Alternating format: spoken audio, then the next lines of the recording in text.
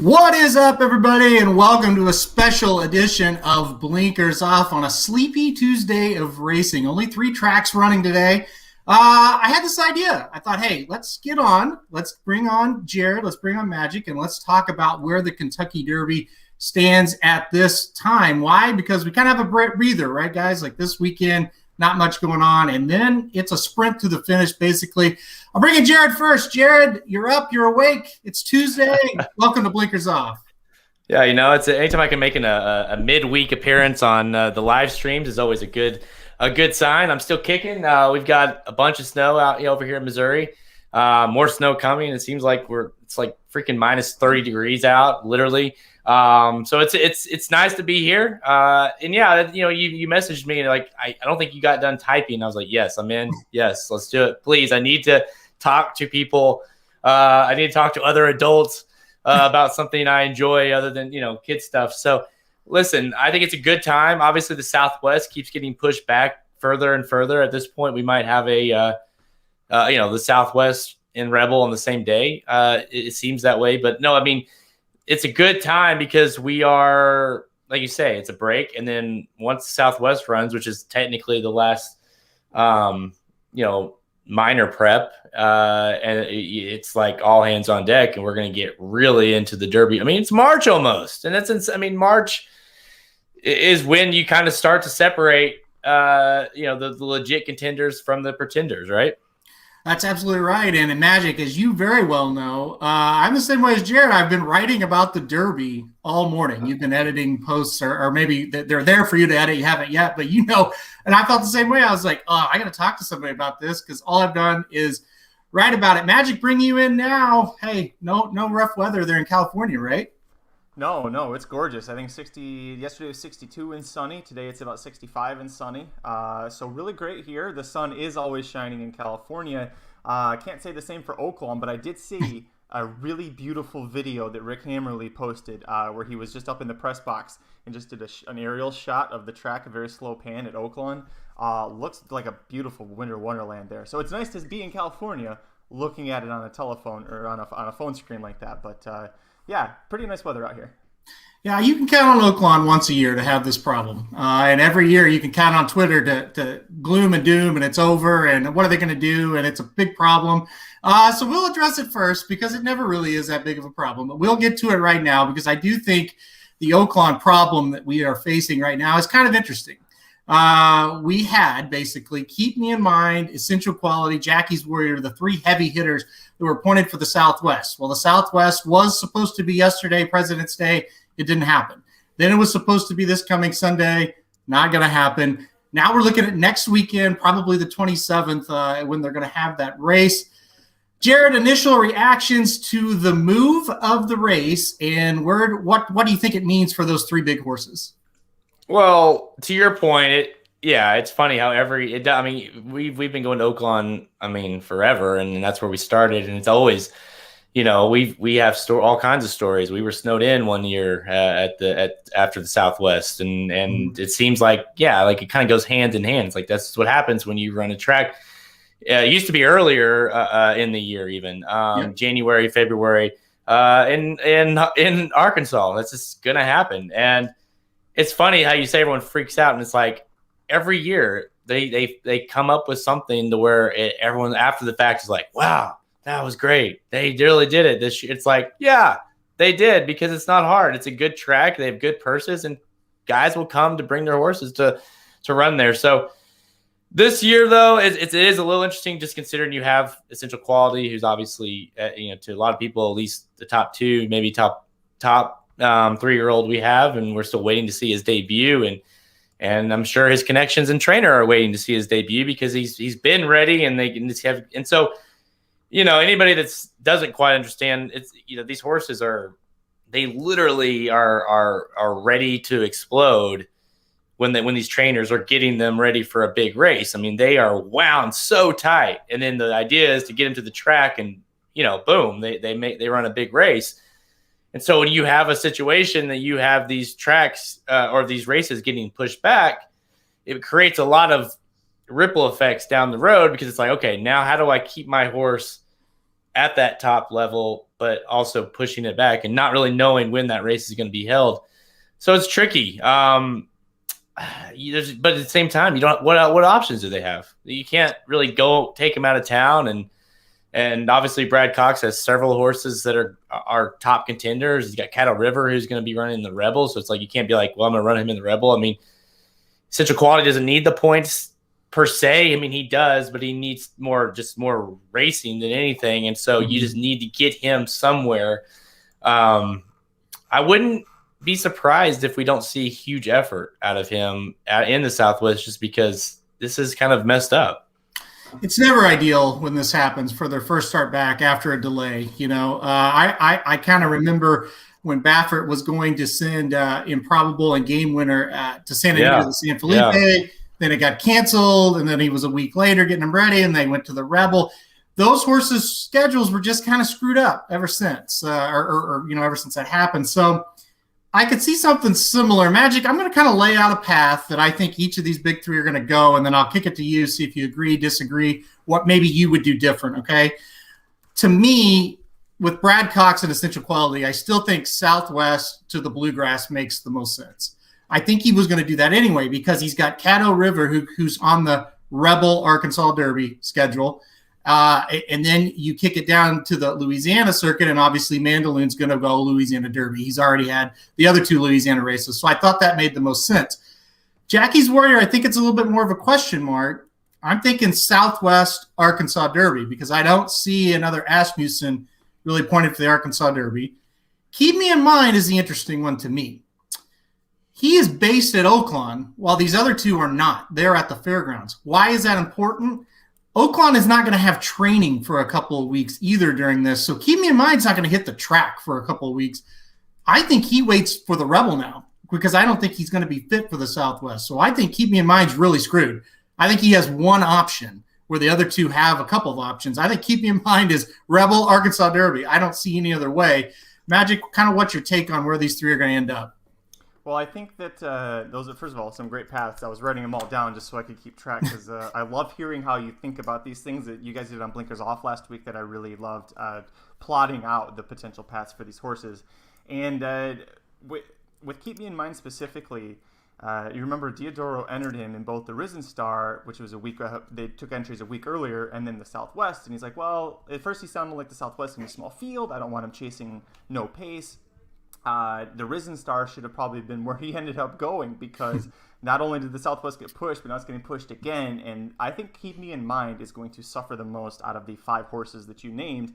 And part of it is because of who's managing his campaign. And this isn't I'm not trying to take a shot at Diodoro, but you have someone like Brad Cox, who showed last year how it didn't matter what horse, what service, what distance, he figured out the plan to get those horses to prime on the big day. So Knicks Go, Essential Quality, Monomoy Girl, Aunt Pearl. He looks at, okay, here's the end goal, so the Kentucky Derby, work backwards. I feel like Diodoro has just been looking forward and plotting things out, and something Ryan Stillman taught me a long time ago is that you have trainers who do what Diodoro's looking, which is just the next race, mm-hmm. And you have horsemen who are looking, here's the end goal, how do I get there 6 months out? And they plot the way to get there. So I just think Diodoro's inexperience with a Derby trail horse, with a horse of this caliber, is going to ultimately be what stops Keep Me in Mind from really being fully successful this spring. Yeah, I'm with you, and I think it's inexperience, no matter if things would have went perfect weather-wise, was a problem, and then you add this in, and it could be a real disaster. Dennis asks asks a good point. He asked it to you, Magic, but I'll kick it to Jared first. Could Keep Me in Mind, what would he have done if he would have ran in the Risen Star? Would he have been right there with those 3 top horses? About that race, I really think those top three are top quality horses. I mean, Mandaloun definitely showcased, I think, his ability. I think he's definitely. I mean, Brad. It's tough to beat Brad Cox, right? I mean, he's got 3 really good horses. And I think Proxy is just getting a little bit better, and Midnight Bourbon kind of runs. I think he's a solid horse too. I mean, I think that's a top level prep, especially what we've seen so far. So yeah, I mean, honestly, the way I think he finishes 4th in that race. I don't. There's nothing about him is like I think that he would have changed much of that race in terms of the final results. Listen, Keep Me in Mind he's the same horse that I thought he. I mean, it's like I think he's just like the max player. I think he just kind of is going to pick up points underneath, and unfortunately, like we're saying, it's just you're running out of time in terms of the way this is getting pushed back to kind of pick up points, and when you're talking about banking points underneath, so he's like one that you could see maybe. Running in the Belmont or something that, to me, like maybe that's where he fits. But I think like Magic said, like it's becoming dimmer for him as far as like especially being like a top level Derby contender. I'd have to agree. I don't think he finishes top 3, probably 4th. Magic, you're shaking your head. You think 4th for him in that race?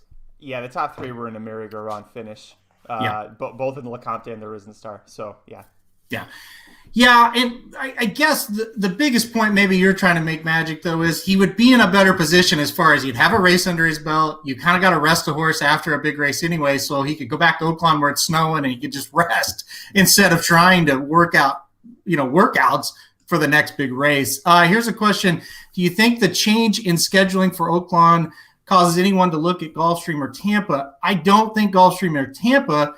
I do think maybe Fairgrounds, maybe go out to the Sunland Derby, maybe even try your luck on the synthetic at Turfway if you're kind of questionable. I don't think they'll go all the way to Florida, but I do think that is definitely a possibility that they will look elsewhere. Guys, let's move on because Oaklawn isn't the only thing we want to talk about today.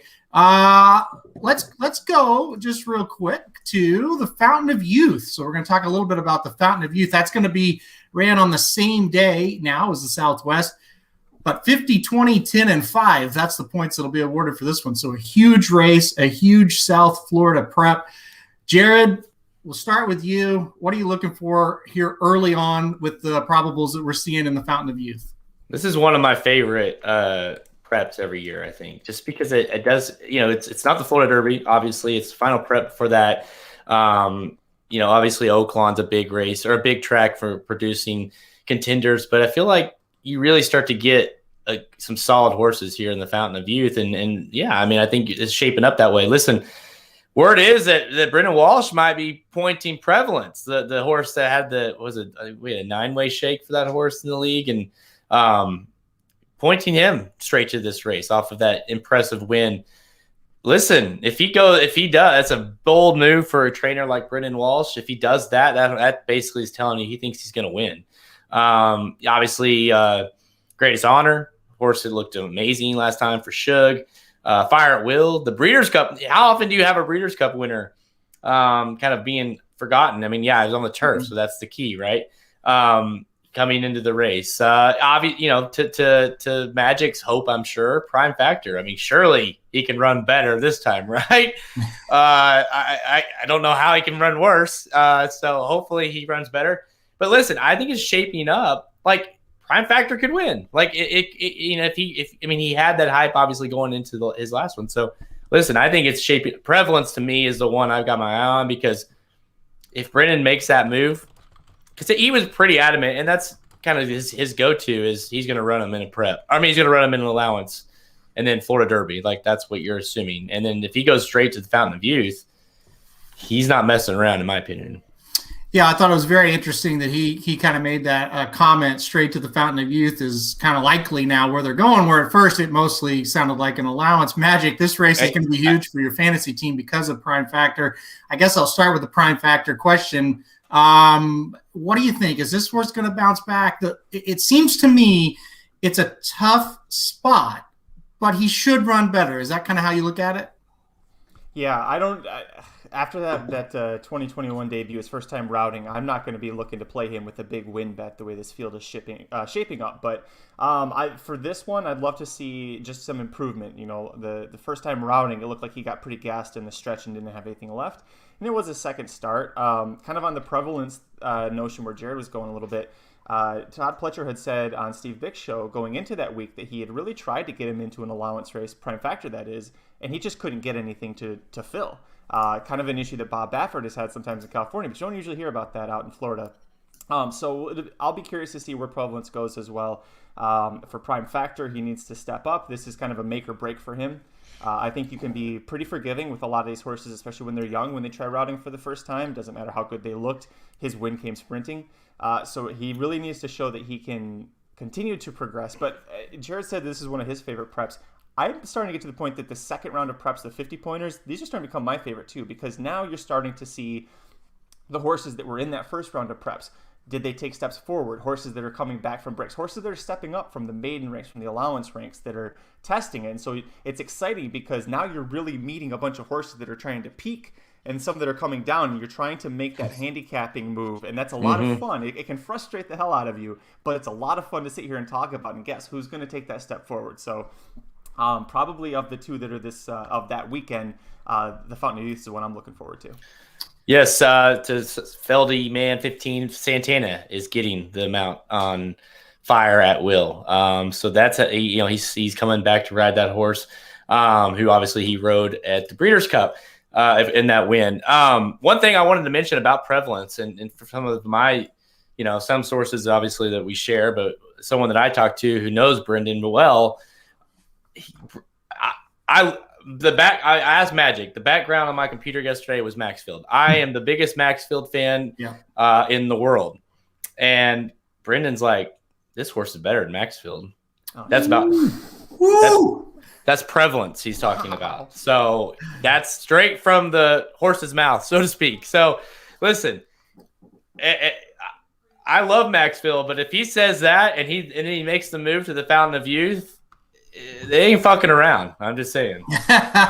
That's big time talk right there. And I think it's interesting that everybody was all about Prime Factor coming in to the Holy Bull. Greatest honor wins. Now everybody's all about prevalence. Greatest honor sitting right there. So we'll see. I said it at the Holy Bull. Greatest honor is a great measuring stick for these horses. So now we'll see if prevalence can pass that greatest honor test, so to speak. And by the way, Shug McGahee, every single race has greatest honor getting better. So good luck, prevalence. I think it's going to be a tough race. But listen, the horse was definitely amazing in that Pegasus or in the Pegasus maiden special weight that we were talking about.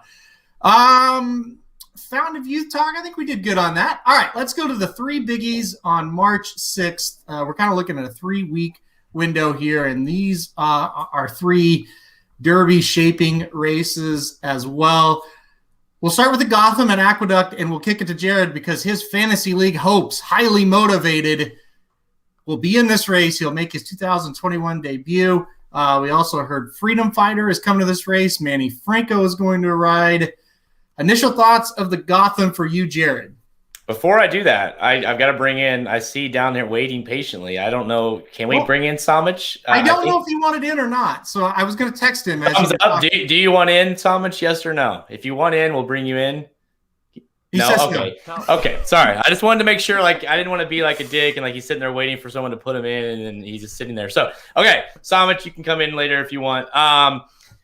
About highly motivated, obviously the key to my team, right? To my fantasy squad. First round pick. Hasn't been seen since last year, but again, another source I have is it was just basically Chad taking time off. The horse looks good down in Florida. They say this horse is ready to roll. So yeah, I mean, it's a perfect race because for him to kick off, he didn't want to, Chad said he didn't want to start a race, going a mile and eighth, so to speak, or mile 16th off of, obviously this is a horse that's been sprinting, should be able to get the distance, but again, you just never know. So it's like to go right to a mile. It's kind of a key thing because it's a race that's worth a bunch of points, right? So it's the Gotham, so you win and you're in essentially. But it's only a mile, so you can get that kind of first race under your belt, only going a mile, and then wait to stretch out. You and I have both said it seems like Keeneland would be, obviously he's won at Keeneland. That would be a good spot for him to, the Bluegrass, being the kind of his big mile and eighth test. So yeah, I think it's a perfect spot. Obviously, when I got the news yesterday that Freedom Fighter was coming in for Baffert, I was like, son of a bitch, Bob Baffert's going to go, as I said, needle his way in to the Derby picture with Freedom Fighter because, listen, he'll be tough on the lead. Going a mile, it's a perfect race for him. I definitely think Highly Motivated is better horse than Freedom Fighter, but again, you just never know how these horses are going to come back as 3-year-olds after 2. I mean, to me, what we've seen, his back class, Highly Motivated being, like he's a top level horse, like he should be. I mean, because all his back class is kind of coming back to run well, and I think he showed that he's really, really good. It's just a matter of, one, can he be a 3-year-old that's the same or improved, and two turns, what's he going to be like? So I'm obviously I think he's going to run well, but yeah, I mean that's it's going to be a test against Freedom Fighter, the Baffert horse. Yeah, that's the big thing. So the West Coast correspondent Magic, Freedom Fighter coming over for the Gotham. We don't see Tough Luck Bob do this a lot, but we have in the past. This isn't the first time ever. What do you think of Freedom Fighter's chances in the Gotham? I like them much better than Baffert's only other time coming to the Gotham in 2019 with Much Better, who got 4th in the Gotham there. Baffert, I think of New York, and I think of Belmont, I think of Saratoga, but he has won the Wood Memorial twice as well. I think 2006 was the last time he did that. So it's an interesting move because it seems like New York, specifically Aqueduct, is the last place Bob wants to ship a horse. But he's going to do it here with Freedom Fighter. So I don't know. It's interesting. He'd also had talked about Spielberg and Concert Tour possibly going there. He just doesn't want to give up on Spielberg. I think the owners don't want him to give up on Spielberg. I think that they want their $1 million back. But it's curious. Good luck. Right. I like that Mark Heff's comment here. I've had this same issue that Aqueduct goes a mile, 1-turn mile for the Derby. Right. They go 2-turn mile and an eighth for the Withers for the second race. And then now we go back to a 1-turn mile, which is going to offer more points. If you wanted to cut back and offer less points than the mile and an eighth, I get it. But this isn't, you're essentially kind of rewarding sprinters to get into the Kentucky Derby here. And yeah, I don't understand this. I know it happened because they got rid of their inner dirt track and made it turf, but I just don't understand that move. It's exactly Magic. You hit it right on the head. Why this happened is because they got rid of the inner dirt track, and then they, instead of adjusting the schedule, like if the Gotham was first, and then you went, the series got longer and longer. It's like, yeah, I don't like a 1-turn prep race, but it's only worth 10 points if it's first. But you make it worth 15, you don't adjust your schedule, it's stupid. You just need to adjust the schedule and it would all make sense. So I totally agree with Mark, and you guys, I know you guys agree as well. Real quick, before we move on to the Tampa Bay Derby, and this will be a good segue to the Tampa Bay Derby, Dennis says, if you had a good horse and you try to get guaranteed Derby points, basically, where would you go? And then he later said, I would go to Aqueduct or Tampa. Me too. That's my quick answer. I think those are the two weakest situations because I think Oaklawn's going to be strong. I know Gulfstream's going to be strong, and I don't want to mess with Tough Luck Bob out at Santa Anita. So I think those are the only two left, right? So anyway. Hey, one thing I want about when to me, and maybe I don't know, like when Baffert, it's to me when he sends a horse out here, it's like almost like it's like, well, I know he can't get a mile, or I can't run, like a legit Derby prep. So let's just try to see if he can steal one there, get him into the Derby, like get me another horse into the Derby. Because if he wins, he's in the Derby and he looks good. So it's like, to me, it's not about like, oh, he's a good horse and I need to run. It's like, no, a mile is the best he's going to get. Or like, as far as a Derby prep goes, which I agree. Trust me, if anybody listens to me, like I think it's hilarious that you run a mile and eighth race and then it's like what logic does that make at all? It makes none. But yet, so Baffert's going to take advantage of the system and try to send and steal one. So I don't necessarily look at it as like it's just like this is his best horse that can run this distance, and hopefully he can steal a Derby prep. So the big sell that Churchill Downs gave to us when they came up with the point system and they took away the importance of the Kentucky Derby for races like the Hopeful in the summer at Saratoga was we want to bring in 2-turn horses running their best races in March and April. And we have a 1-turn race worth 50 points now at Aqueduct. So it's really quite ridiculous when you think of it by that logic.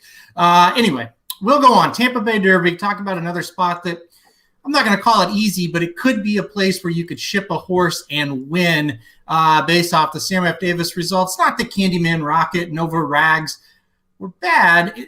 They were okay. You couldn't really say they jump off the page. Jared, we'll kick to you. Tampa Bay Derby, it's always, I love the day. I love the race. I love when big races are at smaller tracks. It's just fun for me.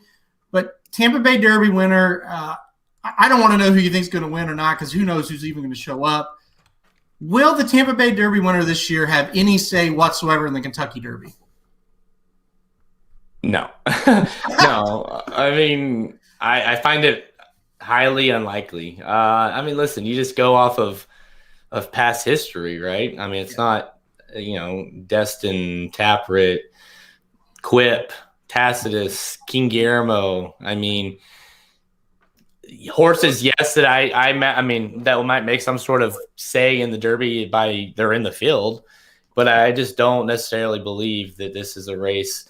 I do think like this year it's ripe for a Pletcher horse that's kind of unregarded right now to kind of ship in and run a best race that day and possibly get in. Like I don't know who it'll be, but it seems like it's ripe for a new shooter, so to speak, to kind of come in and get points. And I mean, because you got to remember, this is a big race, right? I mean, it's a Tampa Bay Derby. It's so you get in and you're, if you win, you're in. So yeah, to me, I think it's ripe for a new shooter to win and get in that doesn't already have points.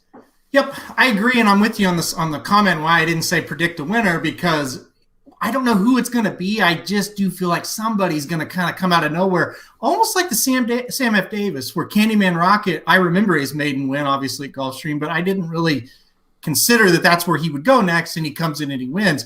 You did mention Tacitus, who did – he's such a dumbass, but he did run decent in some Triple Crown races. So you would say that he made an impact as a Tampa Bay Derby winner.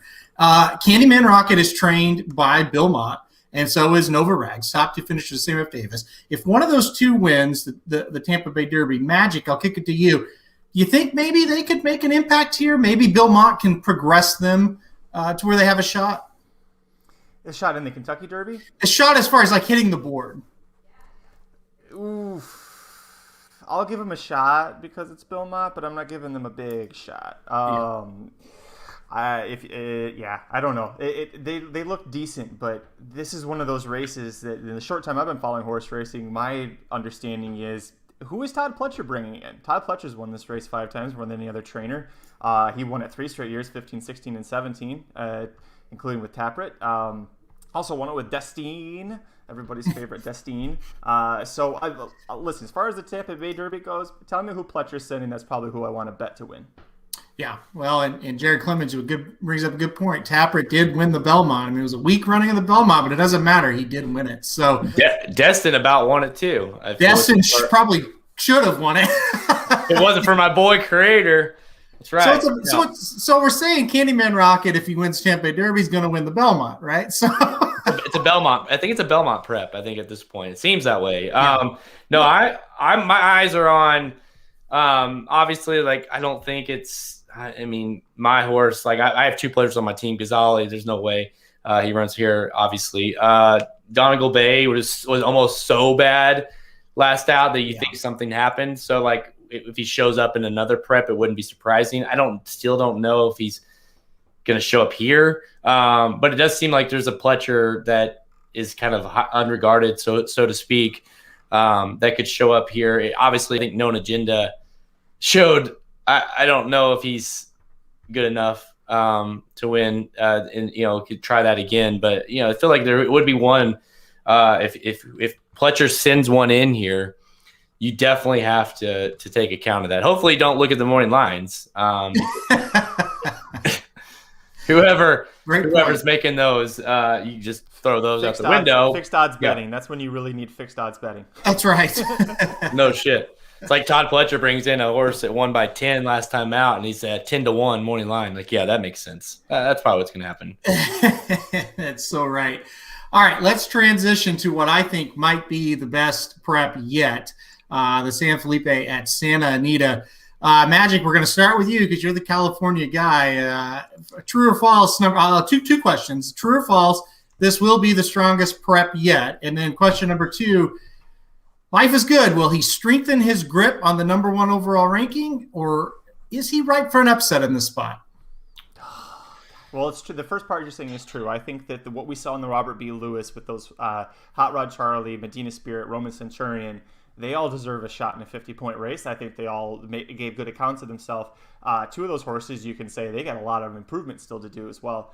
Yep. As far as life is good, God, I hate saying that I think a Baffert's going to win, but his training since the Sham has just been lights out. They changed a little bit of a bit to give him a little bit more control, the rider more control in the mornings, and he seems to have responded really well. He just seems to be just maturing and coming around at the right time for Baffert, and you hate to see it. You really hate to see it, but this horse just really looks good out there on the track in the morning now. I'll save my opinions for the last. Jared, same 2 questions for you. True or false? It's going to be the best prep yet, and then life is good. What do you think of him? Yeah, yes to both. No, listen, it's gonna. I mean, this race it's just time and time again. It's just such a quality race, authentic. Bolt d'Oro, the Bolt d'Oro race, we were there for, which was surreal. I mean, they didn't even run it in 2019. So for a time, we're like, hey, maybe we saw the last running of the San Felipe. But no, the Bolt d'Oro, that stretch row was Bolt d'Oro, and what was his name? The other Baffert, McKenzie, was just unbelievable. Mastery, of course, was injured after that, but gosh, he looked like a Derby winner. Dortmund, that year with the Dortmund versus AP, California Chrome, it's like it goes on and on. I mean, this is just a big time race, and yeah, life is good. His workouts, he looks like everything you would want in a horse. I mean, he runs fast. His stride looks good. He looks like a pro doing it. He's untested. I really think this horse is, unfortunately, is going to be awful tough to beat, and he's probably deserving to be the number 1 3-year-old, even over Essential Quality. Yeah, I couldn't echo more a lot of the things what you said. I'll never forget the 2019 San Felipe when we were there. Here's the deal. When we go to Santa Anita, it was always for the Breeders' Cup. And while that is just off the hook fun, and so it's also a lot of fucking work for us, right? You can't fully enjoy Santa Anita. You go out for the San Felipe, it's like I fully enjoyed Santa Anita and all its surroundings for the first time. That was one of my favorite trips ever. That stretch run was truly amazing, and then the Phantom disqualification, so much fun. I also agree with what you guys are saying. Life is good. I'm not going against him until he loses. I do think there is one horse, and I think you guys both know what I'm going to say. I think the great one, I'm telling you guys, I think Doug O'Neill's got him figured out.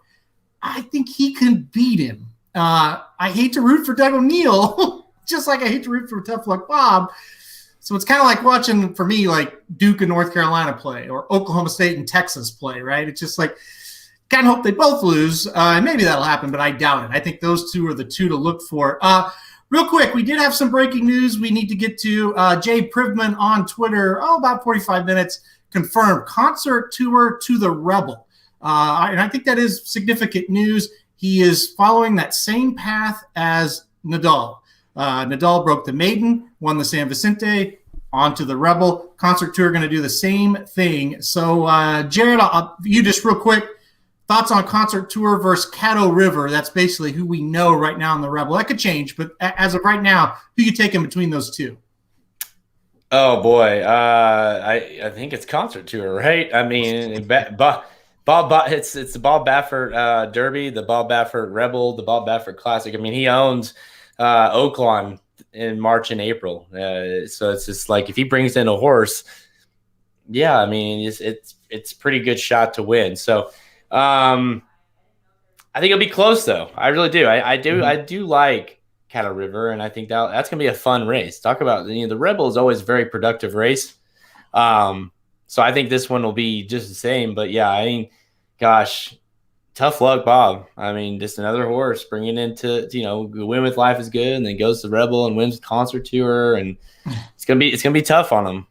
Yeah, tough luck. Bob wins at Oaklawn unless he gets disqualified, right? So, yeah. Which very well could happen. Magic, are you high on Concert Tour? I'm not super high on him. I think he's good, but I'm not convinced that he's an elite Bob Baffert prospect. I think he's that really good, like B to B plus range. That if you owned this horse, you'd be fucking ecstatic because this horse is a B to B plus horse. But listen, you compared him to Nadal, the maiden, and to the San Vicente. Listen, I'd be happy if he continues the Nadal trend. He wins the Rebel. Gets hurt, not enough to where he's going to have to be put down, but where he's hurt and he goes away and disappears forever and we never have to talk about him again. And that's one less for Bob Baffert in the Derby starting gate. So yes, please continue the Nadal path. I would love that, please. Well, a little positive message there from Magic as we get ready to wrap up the show. A couple things. Go ahead. Well, I'm trying just so in case I cut anyone off, you guys can continue. I'm trying to upload my video I shot from the San Felipe. Of that stretch run, and I just didn't want it to like cut you guys off. It doesn't have a video. Never mind. I don't know what I'm doing. So, wait, hang on. I could probably do this. I'll let you work on it for a second, and then I'll just say a few things. Yeah, keep going. Okay, because I've got a couple comments I'll get to real quick. I don't know if Life is Good can get the distance. I think that is a big question. We'll find out. Here it is. There we go. Play it. There it is. Oh, geez. Yeah, you don't see. By the way, Magic's up on the 6th floor of the press box during this, watching it too. That was a good race. Wasn't that fun? Look, let's watch. Well, there he is. Ryan in the background. I love you. Didn't he kiss Paul or something? Yes. Yeah. He kissed Paul. He cost McKenzie because then the horse got DQ'd. So yeah, we had a big win ticket on McKenzie, so we were pumped. I mean, it wasn't big enough to kiss another man, but it was big. And yeah, he was obviously very excited. But man, that stretch run, it's what you hope to see in any kind of any race really. But when it's a Derby prep with two top contenders, they run and they throw it down, and you're just like, and they literally were nosing. I mean, back and forth. Gosh, I'll never forget. Well, I think Magic. Weren't we all at dinner that night, right? Yep. With John White at Matt Denny's, and we were just talking about. And like Halterman said, it was fun because usually when we're all together in Santa Anita, it's Breeders' Cup, and it's like the end of the year, and you're kind of catching your breath. Whereas it was just getting started, and you're like, holy shit, like it's just getting started.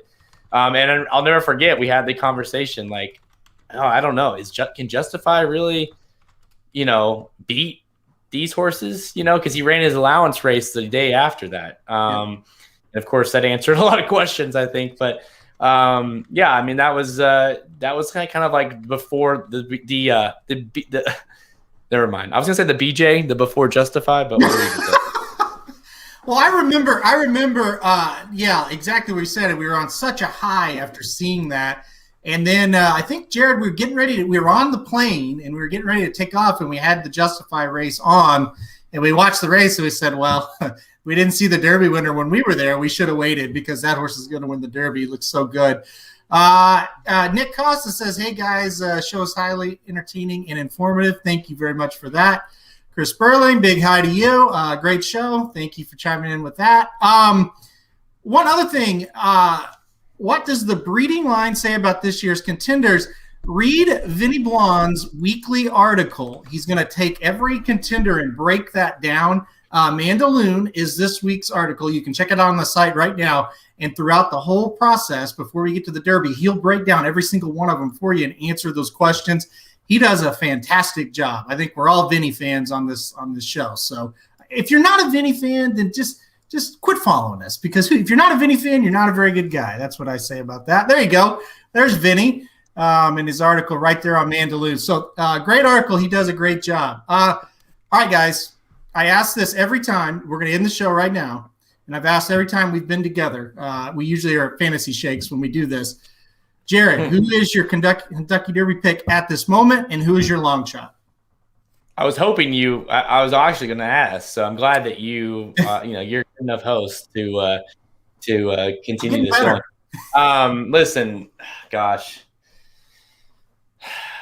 I think right now, I don't know, I can't remember who I've said in the past, but I think my Derby winner is Life is Good at this point, and that makes me sick. Like, it does make me sick. But it's like, how at this point it's hard to say, and that's chalky, obviously. But long shot. Gosh, I mean, I guess the easy answer, because we haven't seen him yet, and he won't be a long shot if he runs back, comes back well. We talked about him earlier, highly motivated. I mean, right now he's close to 40-1, I think, on the last future wager. In that case, like, to me, like, and I'm with you. I hate the future wager, but if you like him 40-1, because he's going to be a horse that's going to have such a disparity, like from 40-1. If he comes back and wins the Gotham, and say best case scenario is he wins Gotham, wins the Bluegrass, he's like 4-1 or something in the Derbies. So 40-1 looks like a gift. So if you think he's going to come back to that's a pretty good bet. But from based off those odds, I think highly motivated is offers the most value as a long shot. No, I think that's two very logical picks. Magic. I can't remember if I've stuck with Essential Quality every time you've asked me or not. I've probably waffled to Life is Good a little bit. I'm going to stick with Essential Quality, even though the Southwest being moved around is kind of screwing up his return. In 2018, Jared brought up Justify. My favorite horse that's ever run on the Kentucky Derby Trail, Good Magic, returned in the Fountain of Youth. Didn't look that great, and then went to the Bluegrass, won it, and then put in a really great second in the Kentucky Derby. I think that Essential Quality's on a similar path to the Southwest, with it being delayed a little bit. You might not see him win. You might not see his absolute best effort, but then he goes to the Bluegrass after that. He's shown more than once that he loves Keeneland. And then you go to the Kentucky Derby, and the Derby's going to be the third start of that form cycle for him. And I think that that's key as well. And again, Aaron, that's why I love that you laid out that path, because Cox is going to look at that and say, that's the third start, second start, first start. Let's get him primed and ready to go. So that's going to be where I stick on top. If you want a long shot, a couple ones that I like, Hot Rod Charlie by Oxbow, who Aaron knows all about. Standing at Calumet Farm. There you go. He's going to the Louisiana Derby next, so O'Neill really is already identifying distance with this horse. So he's not the fastest horse out of the gate, and he's not the fastest when they are running just at a normal cruising speed. But he's a good long shot possibility. Doug O'Neill knows how to win the Kentucky Derby. I wanted to say Midnight Bourbon because he's got a really good front-running style, but I don't know. I need to see more from him in the Louisiana Derby before I want to put him as a long shot too. So right now, Hot Rod Charlie is a long shot. Essential Quality is my top pick. Yeah, you're sticking with Essential Quality, and I like that. All right. So my pick for both has been Senior Buscador when we've done this. It's not anymore. Oh, come on. Now he's definitely a long shot. I was going to say he's definitely a long shot now. Yeah. I've got to pivot. All right, guys. Magic, you're going to maybe fall out of your chair with this. I'm starting, and Jared, you too, because I've kind of been critical of, I don't know if this horse is going to come back as good as he was. I'm kind of starting to lean on that Essential Quality bandwagon a little bit. Here's what I'm going to say. I think Brad Cox is going to win the Kentucky Derby with one of these three, Essential Quality, Cattle River, or Mandaloon. If Essential Quality comes back and looks as good as you guys at least kind of think he's going to look, I think he's got to be my pick. If not, I'm gonna lean towards Mandaloon or Cattle River. One thing, if he legit goes Southwest Bluegrass to the big one, it's just like Monomoy Girl when he went Rachel Alexandra, Ashland. Kentucky Oaks. So it's like, yeah, he kind of knows what he's doing. So if Essential Quality comes back and runs really well, he's going to be my pick, believe it or not. And it could just be because I hate Tough Luck Bob so much that I'm just trying to find anybody. So Essential Quality, Cattle River, Mandaloon. I think one of those three win it. You guys are going to maybe laugh. I kind of think Proxy is a decent long shot, and here's why. He's proven he can go long. He's proven he can run with pretty good horses. I think those fairground horses are pretty good. And you said something that really kind of stuck out to me yesterday on the Rocket Hour, Magic, when you said, this horse is just kind of goofy. He's an idiot. I feel like he's just not focused. What if he puts it all together at the right time? He's going to be like 30, 40 to 1, or maybe 20, but probably more 30, 40. If he puts it all together on Derby Day, we know he can get the distance. He's got great, he's got a great pedigree. He's got a decent running style. Maybe he's going to be a long shot upsetter there. So there you go. That's mine now. Sorry, Senior Buscador. You're gone for now. Come back, please. But Stidham has said for a while, that's why I ultimately couldn't pick him in the Risen Star, because he's kind of been like, he's just kind of immature, like he's just figuring things out still. And obviously, his breeding would suggest that, that's why. But listen, I think he is. I don't think it's a bad pick. Like you want a horse that's going to be around at the end. It feels like he is going to be around at the end of the race. Just a matter of if you can get it done. One thing you brought up your boy Good Magic, and what a cool horse he was. And I think it's important to remember, just because, like you said, he came back obviously, and this to follow Essential Quality kind of the conversation. Here's your Breeders' Cup winner. Comes back, like you say, doesn't look great in the Fountain of Youth, kind of wondering what he is. Goes to the Bluegrass, so goes that route as well, and wins. And obviously, if it were for Justify, wins the Derby. He ran a huge race and was very highly regarded. So to your point, even if the schedule is all messed up with Essential Quality and he comes back and he runs a little flat or whatever, I don't think you have any doubt that, at least given, if he goes and wins the Bluegrass, it wouldn't be shocking whatsoever. Yeah. That race is going to be the most important race for Essential Quality, not this comeback race. Yeah. Everybody, Magic shaking your head too. You're right. You're right, because it's all messed up. But then that second race, there's really no excuses, right? Listen, he may not need one anyway. He may just go up and win. All right, guys. I think that's a pretty good wrap. I think we really covered a lot here. I appreciate you both coming on. Maybe it was just me being bored that caused this to happen. But listen, the greatest thing about the pandemic is it got us on StreamYard, and it's got us to do a lot more shows like this. And they're a lot of fun. Even the Rocket Hour is fun. So, Magic, I know you guys, Magic Mike Show will be later on today. We'll be recording and be live and then be up for podcast. This will also be a podcast under the Blinkers Off platform. We'll also have a Blinkers Off and a Magic Mike on Thursday as well. We've got the Rocket Hour Wednesday, Thursday, Friday. I was planning a live show for the Southwest. Obviously, that's not going to happen. But next weekend, Fountain of Youth, Southwest, same day. It's a lock for a live show. I think that could be so much fun. One of us may pass out. I don't know if it's from having so much fun or being drunk. I don't know what. That's going to be a big live show next weekend, so tune in for that. Thanks, everybody, and we will see you right back here on Blinkers Off on Thursday.